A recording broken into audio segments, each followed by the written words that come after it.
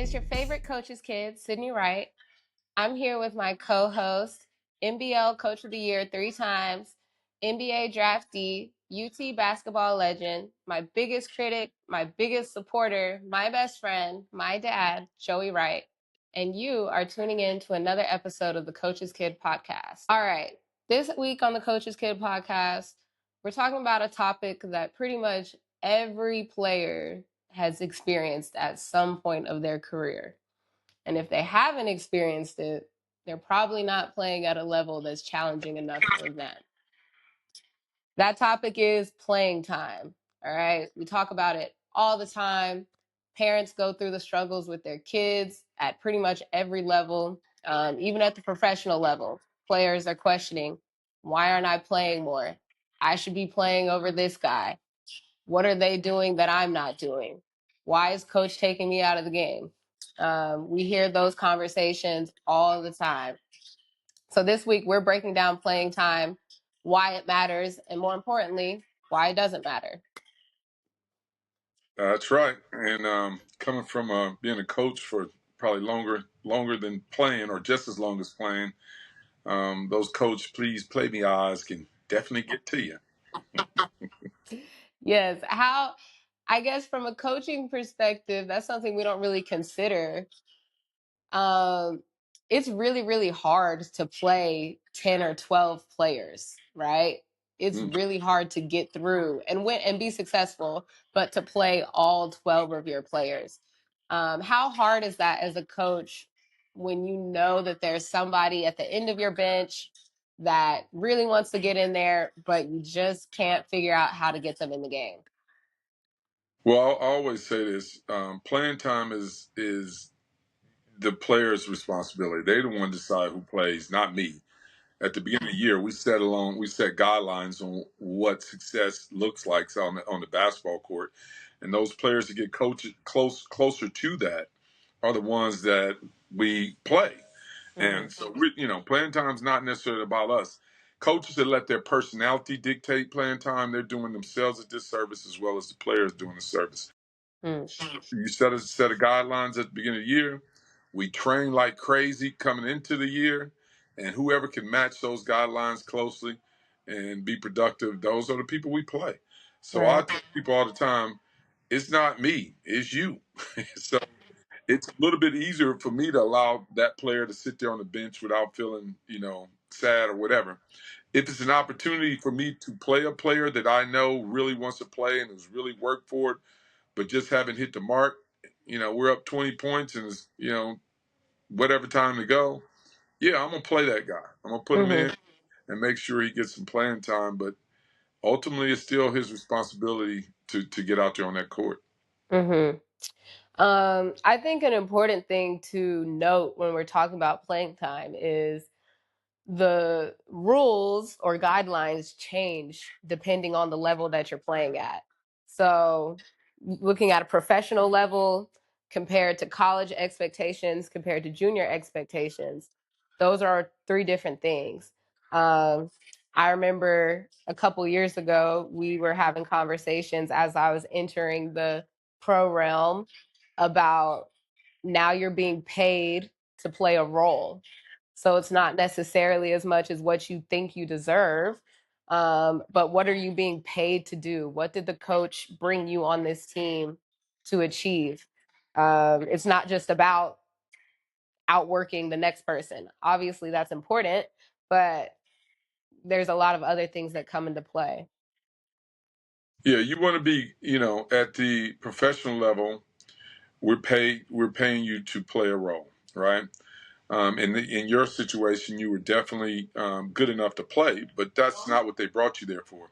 They brought you there for something. They brought you there to play the role that you ultimately played, and and obviously did well in winning. You guys winning, and your role was really significant by the end of the year. So that's what that coach brought you there to do.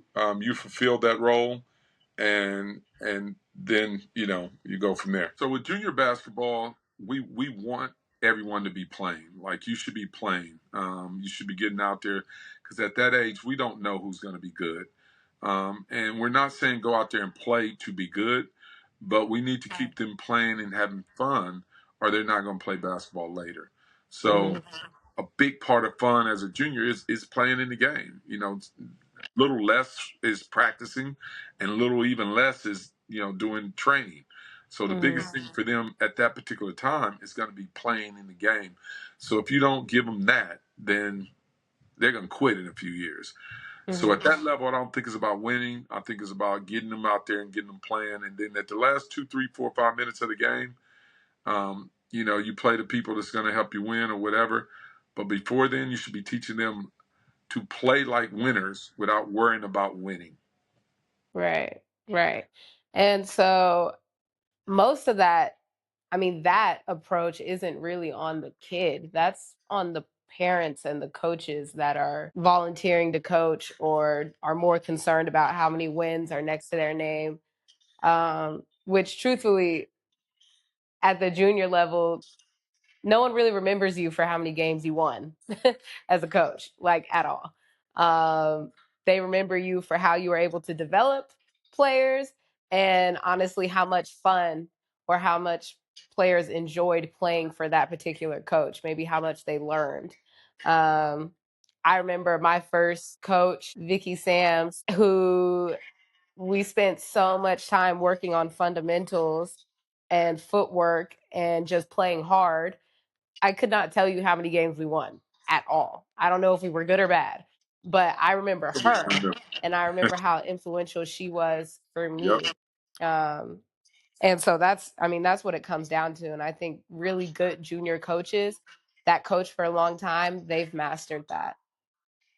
Yeah, I think that's important. But why you think we see so many people ignore that simple philosophy? Because we could all say that while we're sitting on the couch, but very few coaches want to follow up with that. And I think it's key in keeping someone engaged and teaching them how to love this game and what's lovely about this game. It is literally like dating, and it's that courtship before you become in a relationship. Like, we want to show you the good parts so you fall in love with it, and then show you the tough parts after that. Right, right. Um, what about the college level? I think that's kind of where it gets interesting, right? Because we're talking about it's professional in the aspect that this is someone's job for the coach. Winning games is important. Um, and I guess now players are being paid, but ultimately the goal is to win games. Yeah, it's totally flipped at the nil. We talk about pre-nil or post-nil, but post-nil, it's professional. So we play the people that's going to help us win games, retain our job, and create higher salaries. Bottom line, all those players got that same opportunity at the beginning of the year to prove to that coach, earn their trust, and let him know that I'm ready to go day dot. When it's time to jump off. But if you're not, if you're not doing that, then we ain't playing you because my salary depending on it. I got to feed these kids. So Right. right now, outside of high school basketball and down, it's all professional. I mean, I'm hearing it's going to change soon, but it's all professional. Yeah. Yeah. I think where coaches kind of get themselves in trouble is when they predetermine who they want to play, or who they want to see successful before the season has started or even during the season. Mm. When coaches have emotional attachments to certain players and they want to see this girl succeed or they want to see this guy do well, You can't. it's really not about that. You should want to see everyone do well, for the betterment of the team. Mm-hmm. But once they start picking and choosing and when favorites become involved, I think that's when players start to get frustrated. Now, as you know, we all have favorites as a coach, but that favorite should be the person that follows your philosophy the closest. It has nothing Right. to do with how you look. It doesn't have to do with me knowing your mama, your daddy. It ain't got nothing to do with none of that. It's got the person that follows my philosophy the closest is going to always be my favorite player. That's the bottom line. Um, and so, if I'm a player, I'm trying to mimic and learn and understand what that coach is. What that coach is trying to to get the point he's trying to get across so that I can go out there and be one of his favorites and Right. play. Sometimes it's out of your control, meaning, coach is already dialed in on a person, you're following his philosophy closer than that other person. That's the deficiency and flaw in that coach. Um, as you know, I don't care how much money I was paying players. I don't care if we signed you first or we signed you last. If you were gonna help me win games, I was gonna play you. I ain't have to like you. I ain't have to like your mama. As long as you was gonna help me win games, I was gonna play you. Yeah. But I think that's why players liked playing for you. Is because they knew if they did what they were supposed to do and they outworked and they competed, it was a chance they was gonna get in that game. Yeah. Is The other side of that is true too, though. The converse of that statement is true. The people that didn't like playing for me knew that if they ain't bring it, I was gonna put their butt on the it was gonna bench. be on the bench. So they It was didn't gonna be necessarily on that like that. bench. They want to play no matter what because they last team coach played them 40 minutes, and I was like, I can't guarantee you playing time. I Right. remember, bringing in a player, and he asked me, he goes, "Am I gonna start?" And I said, "I don't guarantee anybody starting position nor playing time." I said, "That's all on you." I said, "You come out here and do what you got to do. I suspect you should start, but if someone come in and kick your butt, you probably not gonna start. Right. You not gonna Right. start." So, I think it's on them. When it comes to playing time, though, we play those that follow our philosophies the close, as I said before, and the ones that we trust more to get that job done. It's going to be two players that follow the philosophies exactly, but I may trust one more than I trust the other.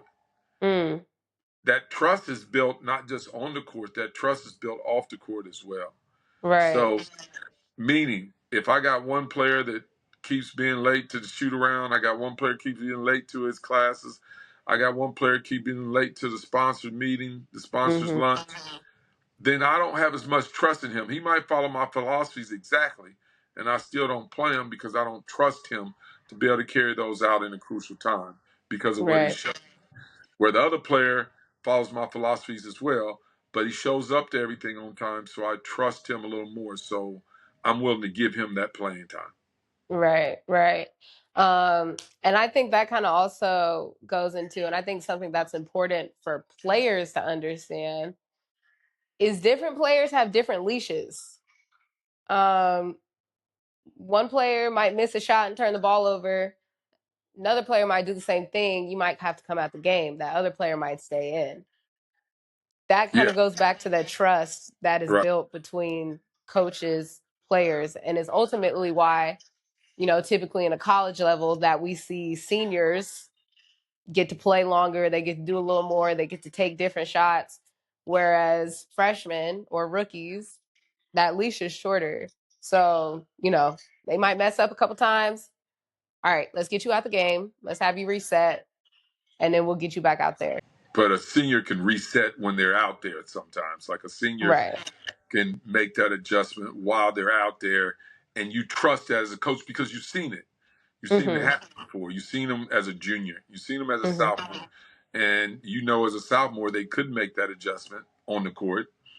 But as into their sophomore year, they start doing it. All of their sophomore year, they did it. So now that they're a senior, I got two guys following my philosophies exactly. I got two guys showing up and doing everything they're supposed to, but I play one more than I play the other. And it's only because I trust this one because I've seen it before. And that's what players don't get. And I hear that so much from parents nowadays. Hey, that person turned the ball over twice and they stayed in, and my kid did and they came out. They don't trust your kid. And that's why I go, kid did something to make them not trust them. Or they're just untrustworthy. One of the two. Like they did something. So that's what it comes down to when it comes to trust, our playing time is we do have to trust you to get out there. Right. Something that I think we fall into the trap of as parents and as players is starting. I remember growing up, you made a real impact or you made a real point to say starting is irrelevant. You still remember that? I still remember many conversations. Girl, why are you worried about starting? You need to be worried about finishing. Are you in the Mm-hmm. game when it matters? Those types of things. And honestly, it stuck with me. I think after my season with Rockhampton, I kind of saw the beauty of not starting. And I think there's a lot of benefits. I was just talking to one of my friends about this the other day, and we were saying, like, look, when you don't start, you get an opportunity to read the game, Yep. sit and watch, see what's going on, who's hot, who's not. Ultimately, you're going to get in the game. You're coming in as an X factor. Either you're going to do well and everybody's going to remember that you came in and that you had great impact on the game, or maybe you didn't do so well, but ultimately nobody's really worried about that because you came off the bench and whoever started in front of you, they need to go back in and do their job. Um, so the pressure is not always necessarily on you the same way as it is for those who are starting the game. Um, In fact, but like you said, finishing the game is way important. more valuable. What I liked about coming off the bench, because I came off the bench my sophomore year, my freshman and sophomore year in college, um, is that one, the team was closer to bonus already. So Mm-hmm. if somebody hit me, I go get two free ones. Yep. So already there. Two, the guys on the court were probably a little bit more fatigued than I was.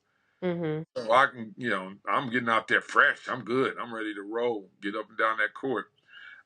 I know where the shots are coming from. Like, man, we Mm-hmm. getting a bunch of shots coming off running this play, or we getting a bunch of shots coming this way. I look at the man in my position and see, okay, he's been successful doing this. He's been unsuccessful doing that.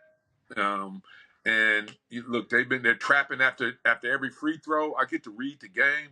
So there was some Right. benefits that I enjoyed by coming off the bench. Um, but ultimately I did want to push to be a starter just to feel like I was more a part of it. But that year that I came off the bench, I played 20 minutes a game, which was great for me. I averaged 17 points a game in 20 minutes. Hey, I was getting it in. Something that I think I recently learned this lesson, having sat out for a year not playing, is how much you can improve when you're not actively playing. Whether that's completely sitting out a season or just not getting the playing time that you know, that you would want. How much you can improve and learn and grow during that time.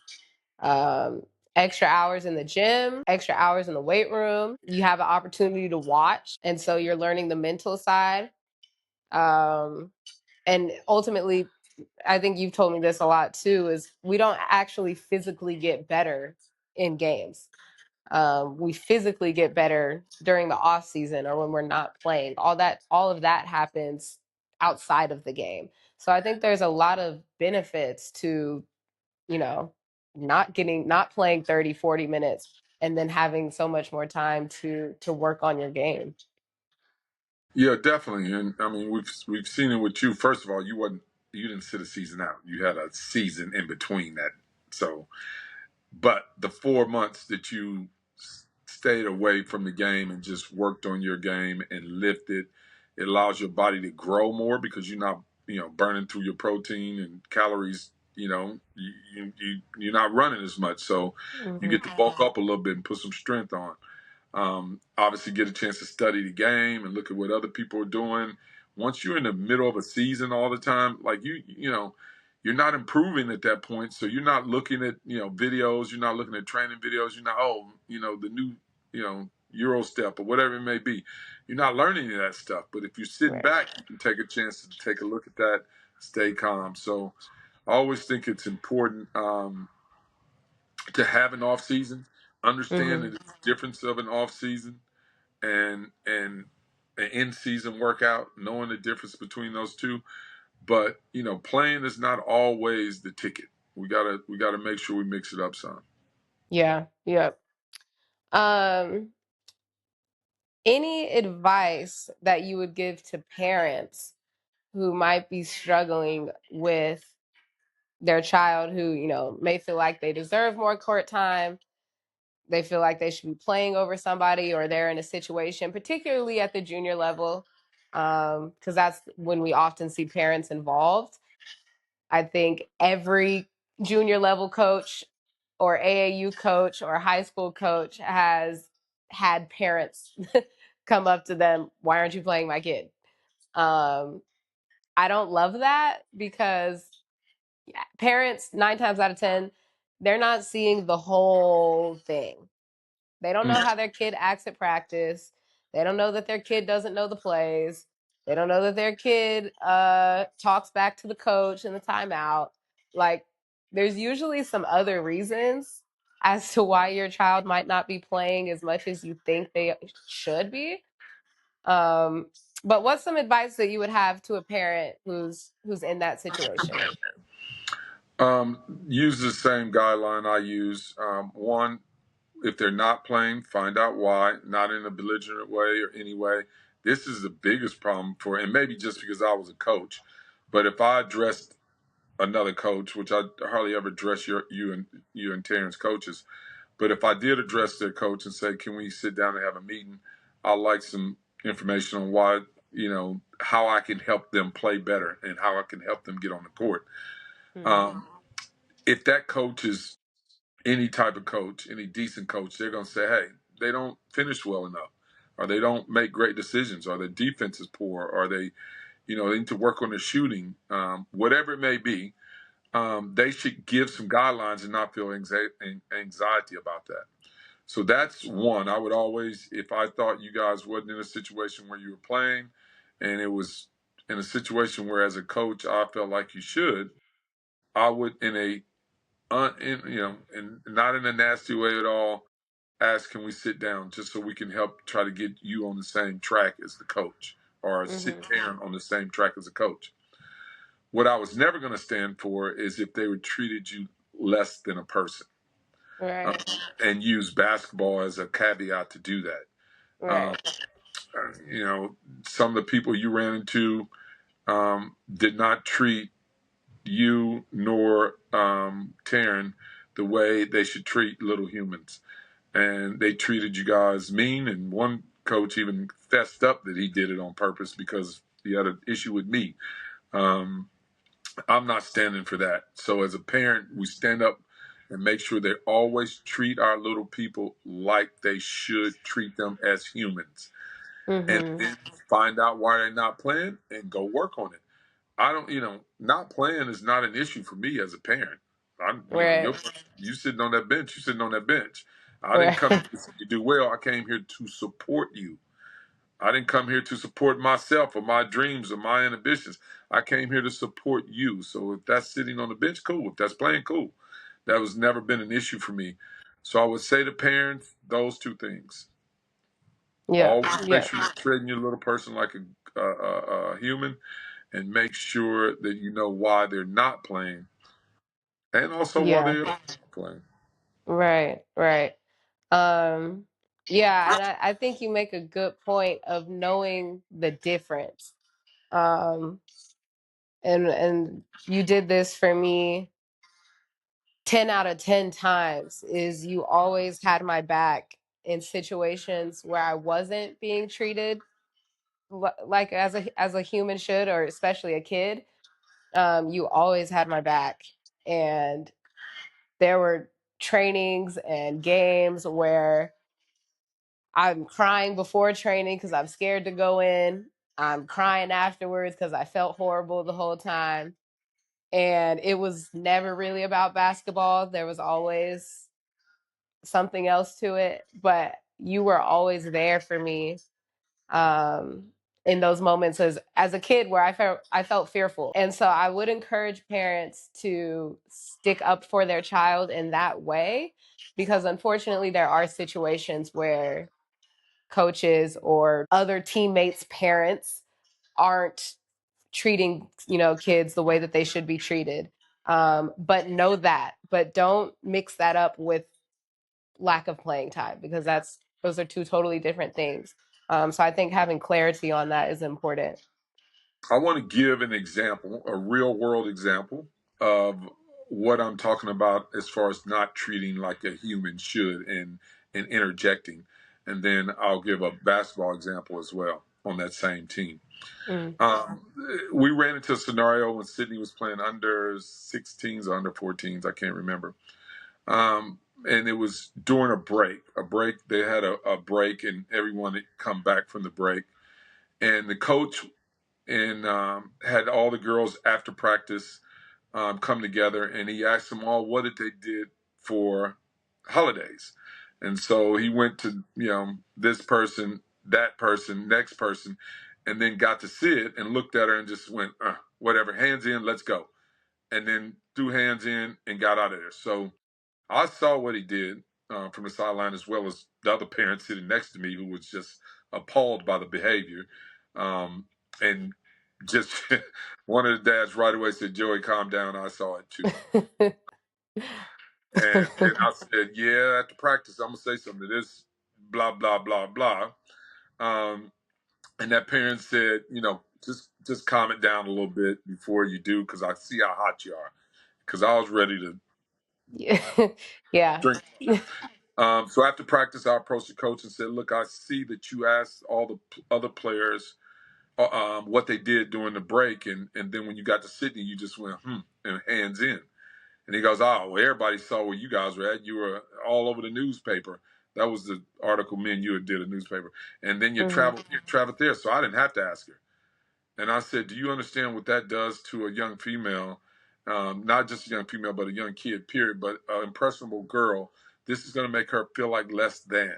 She's going to feel like less than a person because everyone else had the ability to ask. Well, that's just on her to deal with." And that right there, folks, is what I'm talking about. That's treating someone like less than a person. And Yeah. I did not tolerate that at all. I had, a little harsher words. There's nothing I can really do because the coach was well entrenched in the organization. But that right there is what I'm talking about. Now, on that same team, you didn't play much, Right. if at all. All right. Yeah. And, it was probably some minutes there for you, but it was some, a better player on the team. It was a Hmm. few better players in your position. So how much you played was not an issue for me. Um, Yeah. you know, I could go on and on about that coach examples of treating you not like a human. Um, he invited everyone to a recovery session and didn't invite you because he said you didn't play, so you didn't need to recover.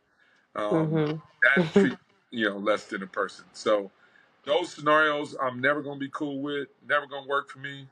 Um, and I'm going to stick up and say something. And I will encourage all parents to stick up and say something in that situation.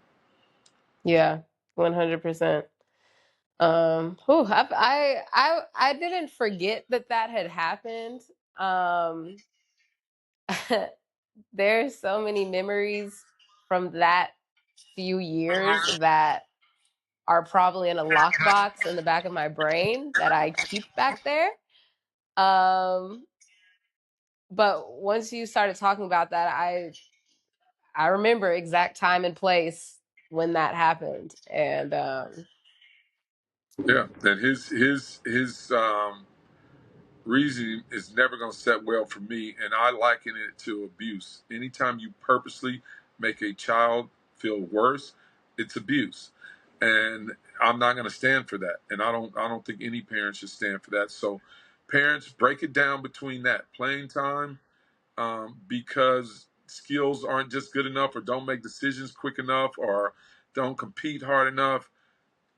Okay, all those things can be worked through, but not playing because I don't like you and I don't like your color of your skin, or I don't like the color of your hair, or your eyes are too blue, or whatever it may be. That's not cool. mm, Not cool, right, right. especially taking it out on you because of me. you And know. that was the story of my junior life. Um, people had emotions towards you. People always assumed that because you had such great status, that everything for me would be cakewalk. It was quite the contrary. people, you had great status, and some people were supportive because of that, but And we remember all four of them. Yeah, I remember all four people that were supportive, and everybody else was like, On "Oh, the you're tech. Joey Wright's daughter. You think you're XYZ? Okay, we'll show you." I was like, "What?" All right, y'all. And with that being said, we are going to conclude this episode of the Coaches Kit podcast. Thank y'all so much for tuning in. Please like, share, subscribe, comment. Check this video out on YouTube and Spotify. And we will see y'all next week for the next episode of the Coaches Kit podcast.